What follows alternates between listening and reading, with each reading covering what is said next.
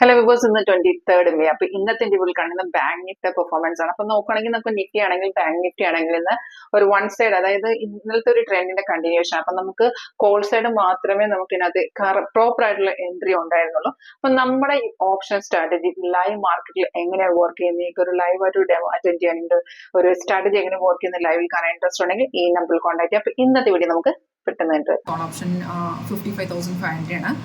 336 റേഞ്ചിലാണ് നമുക്ക് ട്രേഡ് വന്നത്. നല്ലൊരു ഒറ്റ ട്രേഡേ വന്നിട്ടുണ്ടായിരുന്നുള്ളൂ. നമുക്ക് സിഗ്നൽ വന്ന് 2 കൺഫർമേഷൻ, താഴത്തെ ബാറും പ്രൈസ് സോണും കൺഫേം ആയിരുന്നു. ഇത് വന്ന ശേഷം ചെറുതായിട്ടൊന്ന് മാർക്കറ്റ് അവിടെ നിന്ന് ഇറങ്ങിയിട്ടുണ്ടായിരുന്നു. അതായത് നമ്മുടെ ആ ക്യാൻഡിൽ ചേഞ്ചസ് ഒന്നും ഇല്ല. ദാറ്റ് മീൻസ് അത്രയും സ്ട്രോങ് ആയിട്ടുള്ള ഡൗൺ ട്രെൻഡ് അല്ല വന്നത്, ഒരു റിവേഴ്സലല്ല വന്നത്. അതുകൊണ്ട് തന്നെ മാർക്കറ്റ് പിന്നെ റെസിസ്റ്റൻസ് എടുത്തുനിന്ന് അവിടെ നിന്ന് കയറി 2-3 തവണ മാർക്കറ്റ് ആ ഒരു പ്രൈസ് ഇറങ്ങിയിട്ടുണ്ടെങ്കിലും താഴത്തെ ബാറിൽ ചേഞ്ചസ് ഒന്നും കാണാത്തതാണ്. അതായത് അത്രയും സ്ട്രോങ് റിവേഴ്സൽ വരുമ്പോൾ മാത്രമേ ആ ചേഞ്ചസ് വരത്തുള്ളൂ. കയറിയ ശേഷം പിന്നെ ഒരു സൈഡ് വന്നപ്പോഴത്തേക്കാണ് അവിടെ ചേഞ്ചസ് വന്നത്.